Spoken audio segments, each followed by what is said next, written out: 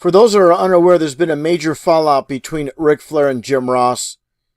And I consider these two the greatest announcer and greatest wrestler of all time. And of course, they go way back. Here you see Jim Ross and Ric Flair in the Jim Crocker promotion era. And more of the same here. Again, two of the best in the business. And it's sad that they've known each other for so long. And they had this falling out. And when it comes to announcers, again, Jim Ross, I hold him in the same league as Gorilla Monsoon, as you see here, and Bobby Heenan as the best announcers of all time. But nonetheless, this controversy between these two, specifically when it comes to Ric Flair, who has a major beef with Jim Ross, it all stems from this episode from Dark Side of the Ring regarding the infamous 2002 plane ride from hell from Great Britain to the U.S., and there's a lot of things that took place during this flight, of course, as we all know. And also, before playing that clip from Dark Side of the Ring, in a conversation with Jim Ross and Conrad Thompson, the topic of 1991 WCW wrestling is mentioned. And of course, Jim Herd as the executive vice president. And basically, Jim Ross takes shots at Ric Flair without mentioning his name, talking about those that can't get over the past, can't get over what happened back in 1991. And definitely, in my estimation, he's talking about Ric Flair. Let's take a listen to what Jim Ross says here. I'm pretty proud of it. A really nice interview with Jim Herd for the first time in decades over at adfreeshows.com. It's excellent. Thank you. Highly recommend it, Conrad. And I know the guy probably about as well as anybody. Some guys still hate the guy, and I find that unhealthy. Yeah, I agree. You're shitting me. You hate a guy that you hadn't worked with in 30 decades. Years. 30 years. Yeah. And is that what you got stored in your head? You're carrying that shit around? Okay. Well, to each his own. And I'm sure there'll be some that will say Jim Ross is not referring to Ric Flair, but obviously Ric Flair has been the most vocal when it comes to Jim Herd. Now let's take a listen to what actually Ric Flair has to say regarding Jim Ross. I mean, he literally buries Jim Ross in this interview with Conrad Thompson, and it gets pretty ugly. Ric Flair does not hold back whatsoever. Let's play the clip. I'll play it throughout, but I'll interrupt only when necessary. Let's take a listen. Jim Ross lost every bit of credibility with me in life, in spite of calling me the greatest wrestler of all time, or whatever, his induction and all the bullshit, when he jumped on the dark side of wrestling. Because all he is starving for and leaning on life is to be relevant.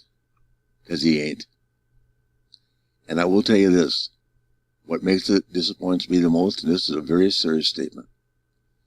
When Russo and, what was his buddy's name? Ed Ferrara. When they mocked up Jim Ross and made fun of the Bell's palsy, I thought it was the worst thing I've ever seen in wrestling in my life. Forget anything that I ever went through personally. It was the worst thing, and it's unforgivable. Unforgivable to make fun of of a situation like that, which was, I can only imagine what it did to Jim's mind. So I can forgive Jim Ross for Dark Side of Wrestling, which I have, because there's nothing worth it. But I don't appreciate it. Jerry Lawler texted me. I don't know how many people said, "What the fuck did Ross mean? You got to know when to walk away from Ric Flair." Now I'm going to pause right there, and that definitely gets to the topic of the episode, again, of Dark Side of the Ring and Jim Ross's comments. And let's play that right now. And before actually playing that clip, Ric Flair did mention as well Jerry Lawler. And I'm not sure if Jerry Lawler would appreciate Ric Flair mentioning that text he sent to him, which obviously would have potentially create a divide between Jerry Lawler and Jim Ross. And that's just Ric Flair, playing maybe dirty pool in a bit, bringing up a personal text from obviously Jerry Lawler regarding Jim Ross and what he stated. And obviously Jim Ross and Jerry Lawler being not only longtime co-workers with WWE, but longtime friends as well. Now let's take a listen to, again, what created this controversy on Ric Flair's side of it regarding Jim Ross and the plane ride from hell, which of course Ric Flair was a major part of. And this is really what it comes down to with Ric Flair having serious issues with Jim Ross. Let's take a listen. How does it that Ric Flair evaded any sort of suspension or anything like that?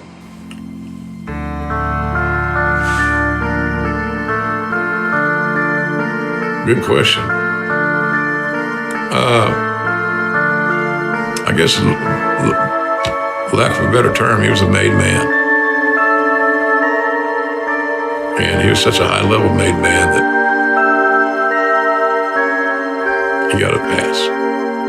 He's the life of the party. And if you know him, you know where to exit the party and go to your own safe place, or you don't know the rules and you find yourself in deep water. And let's continue on and take a listen to what Ric Flair has to say regarding this whole situation with Jim Ross. Well, the WWE learned when to walk away from Jim Ross. I'm going to the 30th edition, 30th reunion. You think he is? Well, he's under contract somewhere else, so probably not. You think he's getting invited? I mean, I don't think it would be possible, but no, to answer your question. Okay. Well, I was under contract at TNA and got my second ring. So if they want things to happen, I make them happen. Yeah. I didn't know it's another podcast. You didn't hear what he said about me and Darkseid? Well, in fairness, I think there's more to that story.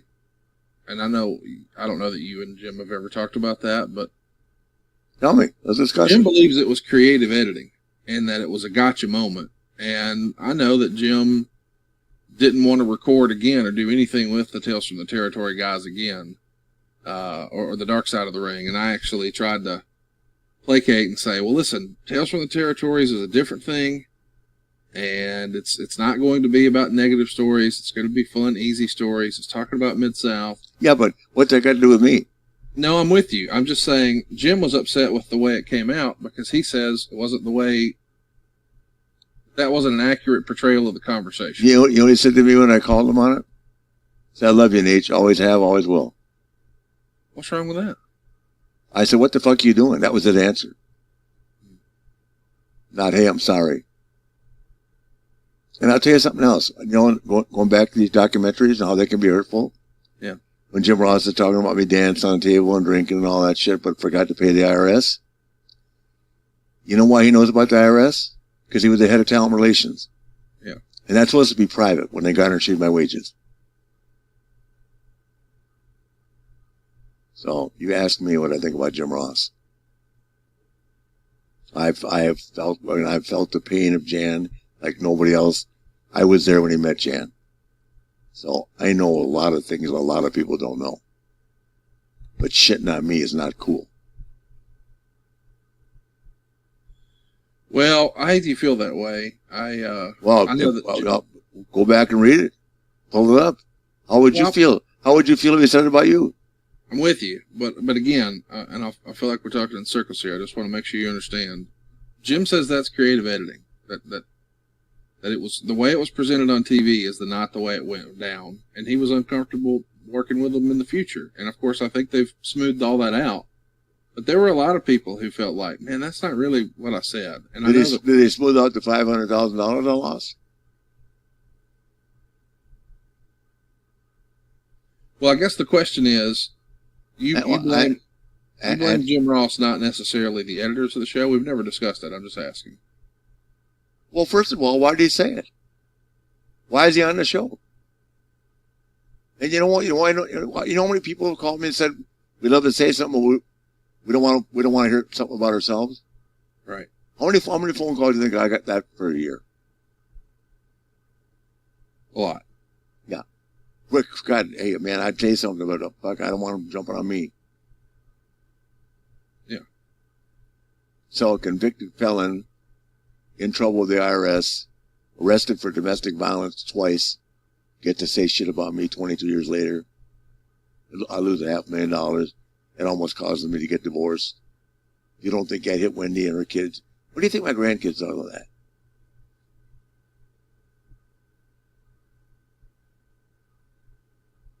Well, hey, you're part of the family. What do you think? What do you think? You don't think that runs through my mind every day? Sure. To this day, it runs through my mind. Jericho telling me he knew nothing about it. Yet he's the editor, director. So, two things to take from this so far. Obviously, Conrad Thompson's trying to play the peacemaker. I'm sure, obviously, doing shows with Jim Ross and trying to smooth things out. It's not working out. And also, Ric Flair mentions Chris Jericho. And that's unfortunate because, obviously, you know, Chris Jericho and Ric Flair have been on good terms. Actually, I enjoyed Ric Flair's podcast with Chris Jericho on Talk is Jericho. But nonetheless, we'll continue on here. But this is all bad. And this is unfortunate. You know, basically the last years of Ric Flair and making enemies with everybody around him. And I'm not saying it's his fault, but definitely this is not the best scenario with all these big-time players in the wrestling industry. Jim Ross, Ric Flair, now Chris Jericho being dragged into this, as well as the editor, of course, the narrator of the show itself, The Dark Side of the Ring. Let's continue on here with Ric Flair. I know what you mean. I think he's the producer. They're all fucking lucky that I'm a better man. Because I got the story on all of them. I just don't tell it. I could have this fucking podcast breaking every record. We were doing the numbers like NFL football. If I tried to tell them stories. Yeah, I'm in an awkward spot here, man. Who else do you want to fuck with today? It's their shit list. No. Well, you keep bringing the names up. I just got an answer for you. Well, I was asking about Johnny Ace and Jim Ross, and boy, we took a hard left turn there. But well, because I don't know how Jim Ross could be hot at anybody. You know, Jim used to walk around to just basically beat Vince's brains out. At the same time, Jim Ross will always be my favorite announcer. I'm not diminishing his skills. I'm not like Arian saying I was no good at anything. I'm telling you, Jim was the fucking best. But I also thought he was one of my best friends. It hurts. A friend doesn't do that. Yeah. Jim Ross he and Gordon Soley and Oakland in all different styles are the three greatest announcers of all fucking time. We agree. In all my 70 years of watching it, seeing it, from Marty O'Neill, name it. Those three are the three greatest. All different styles. But Jim Ross I have so much respect for him. I wanted him to have that equal amount of respect for me in real life. He didn't. Well, I'm sorry you feel that way, but I think he does. I think it's a misunderstanding. Well, doesn't matter. It's over now. Pretty sad situation with Ric Flair and Jim Ross. Conrad Thompson, of course, doing shows with also Jim Ross, trying to smooth things out to no avail. And also Chris Jericho, mentioned by Ric Flair, claiming he has a lot of dirt on these people that he doesn't divulge. But nonetheless, sad situation, like I said. Ric Flair with Jim Ross, all these older photos, and more recently, and all down the drain, unfortunately, over this documentary, Dark Side of the Ring, and specifically the plane ride from hell.